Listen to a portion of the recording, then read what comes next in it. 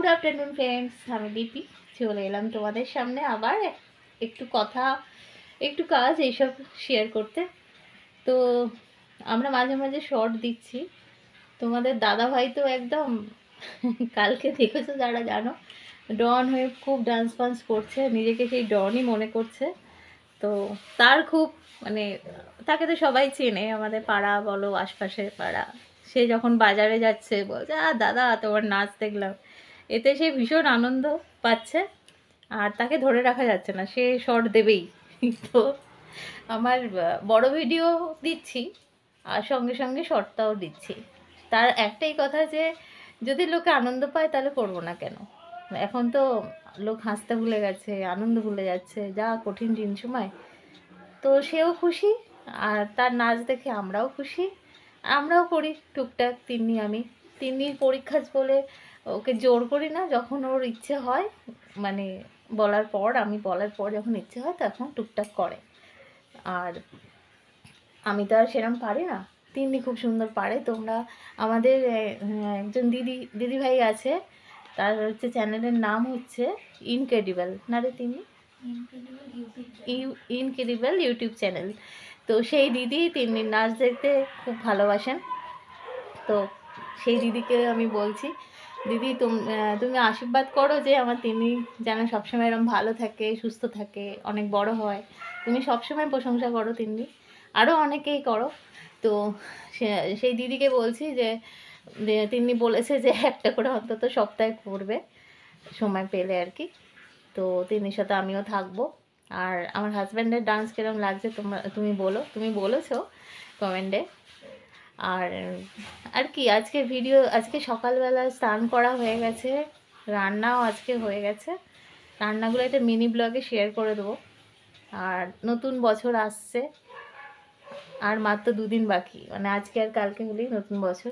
1 তারিখে আমার আবার এই ঘরের জন্মদিন, মানে আমি এই ঘরে এসেছিলাম 1 জানুয়ারি। তো ঘরটা একটু সাজাবো, ইচ্ছে আছে, সেসবগুলো শেয়ার করো। পিছনে মশারিটা দেখা যাচ্ছে, ইগনোর করো, ওটা এতটা উঁচুতে আমি খুলতে পারিনি, খুলবো। তো বিছনা টিছনা ঘরের কাজকর্ম বাকি আছে, যেহেতু মানে রান্না স্নান হয়ে গেছে, এদিকটা বাকি আছে। তিন্নি পড়ছে, অনেক দেরি করে উঠেছে, কারণ রাত জেগে পড়ে, তাই জন্য শোয়ে ধরো ভোরবেলার দিকে শুয়েছে, অনেক দেরি করে উঠেছে, তাই জন্য মশারি এখনও তুলতে পারিনি। তো এইসব। আর তোমরা চ্যানেলে গ্রো করার জন্য সাবস্ক্রাইবার বাড়তে হবে, ভিউজ বাড়তে হবে। ভিউজ তো মাঝে মাঝেই কমে যায়, কেন জানি না, আবার হয়, এরকম হয়।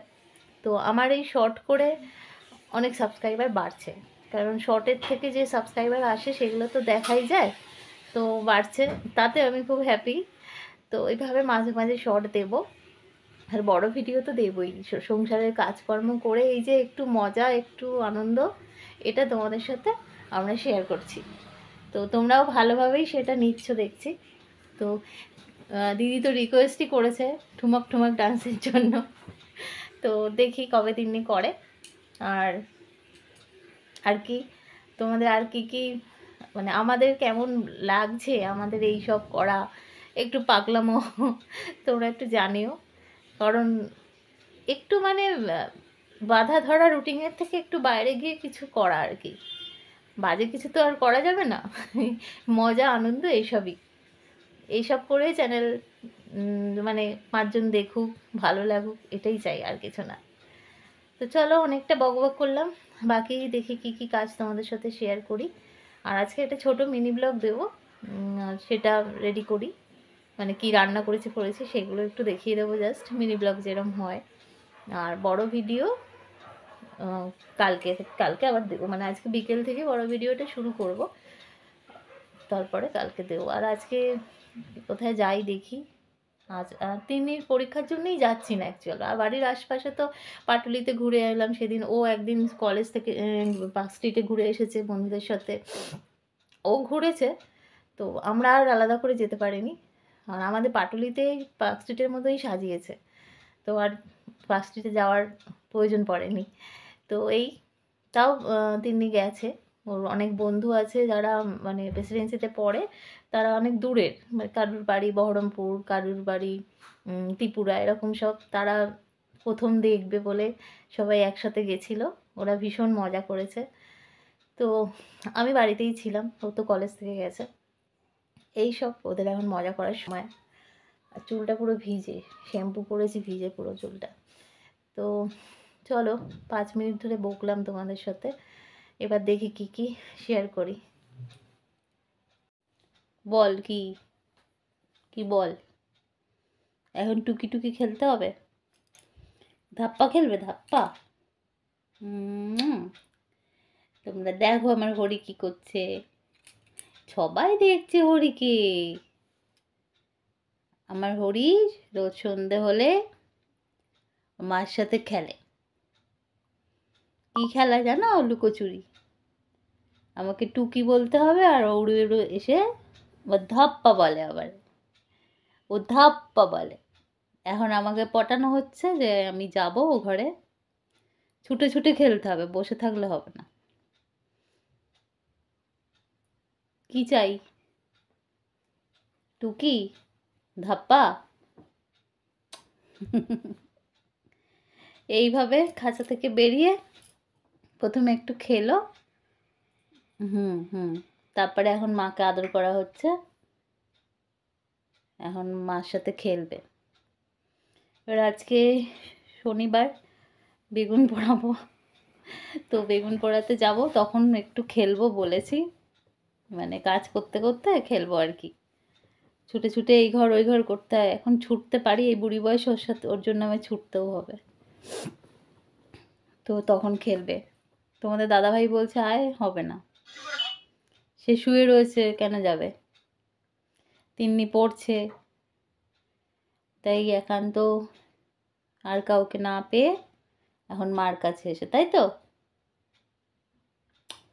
আমার ছোনা বাবা, আমার ছোনা বাবা, তুমি তুমি ছোনা বাবা, ওলে বাবালে, তুমি খেলু করবে কি ধাপ্পা?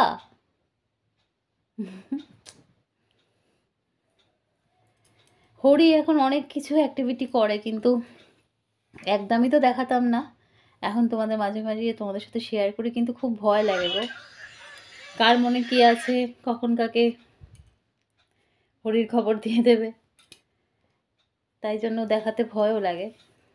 আবার ইচ্ছেও করে তোমাদের সাথে শেয়ার করতে, যে হরির এই দুষ্টুমি, হরির আমার সাথে এইগুলো করা, তোমাদের সাথে শেয়ার করি।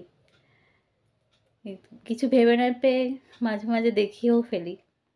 ওই দেখো না, ও মার কথা শুনছে।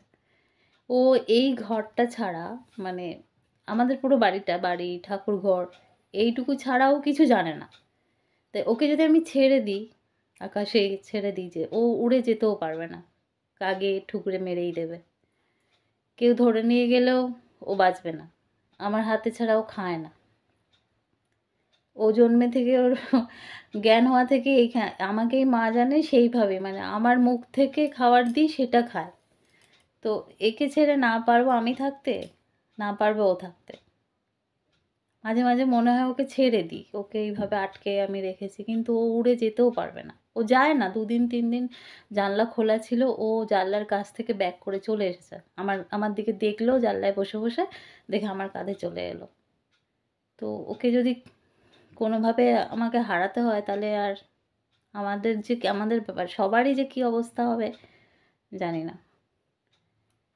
তো চলো আজকে হরি সম্বন্ধে একটু শেয়ার করলাম, ওই যে শুনছে, সব বোঝে ও।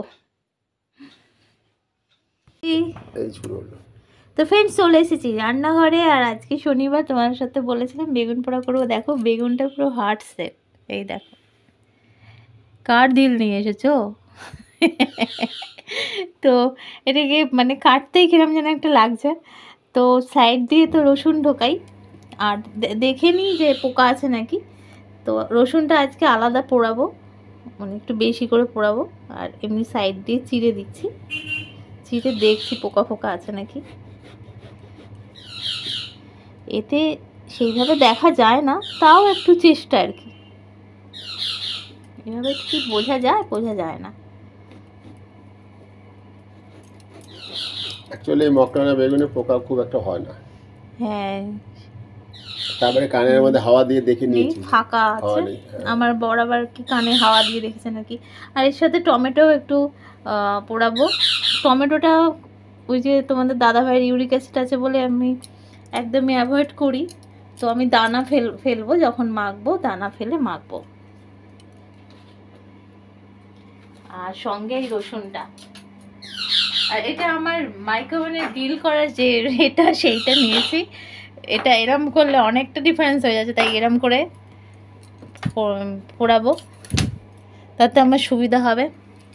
একটু সর্ষের তেল মাখিয়ে নিই। আর হরি রান্নাঘরে অলরেডি চলে এসেছে, ওই যে বাবাকে ডাকছে, ওর সাথে এখন খেলতে হবে। তোমাদের বললাম না টুকি টুকি খেলে। এইভাবে বসিয়ে এটা, বাবা তেলে হাত ফড়কে যাচ্ছে। রসুনটা পুড়ে গেলে তারপরে একটু ঠান্ডা হলে আমি ছাড়িয়ে নেবো। ঠিক তো বসিয়ে দিয়েছি গ্যাসে, ফুটছে আস্তে আস্তে। এবার পরে তো মাখবো, তোমাদের সাথে শেয়ার করব সেটাও। চলো সঙ্গে থাকো।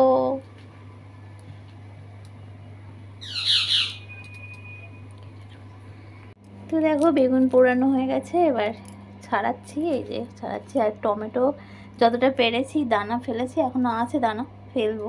টমেটো আর রসুনটা পোড়ানো হয়ে এ করে নিয়েছি। বেগুনটা ছাড়িয়ে মাখবো এই গরম গরম ছাড়াতেই। তো বেগুন পোড়া ছাড়ানো হয়ে গেছে, এবার দিচ্ছি সর্ষের তেল, যেটা ছাড়া এটা অসম্পূর্ণ হবে, অসম্পূর্ণ। আর দেব নুন। এই যে নুন। দেখো নুন যদি একটু কম হয় সেটা আবার পরে মেখে খাওয়া যাবে, কিন্তু নুন বেশি হলে বাজে লাগবে। সেই রান্নাই বলো আর এই ভর্তা মাখা, যাই হোক। অনেকে বেগুন ভর্তা বলেন, অনেকে বেগুন পোড়া, আমরা তো বেগুন পোড়াই বলি। শীত মানেই আয়েশ করে খাওয়ার দিন, শীত মানেই লেপ কম্বলের দিন, শীত মানেই পিঠে পুলির দিন, শীত মানে এত কিছু। আর শনিবার মানেই বেগুন পোড়ার দিন, শীতকালের। শীতকালের একদম। আমার বাড়িতে বেশি খাওয়ার দিনটাই প্রাধান্য দেওয়া হয়। তবে পিঠে এখানেই তাহলে আজকে শেষ করি, কারণ ব্লগটা বড় হয়ে যাচ্ছে।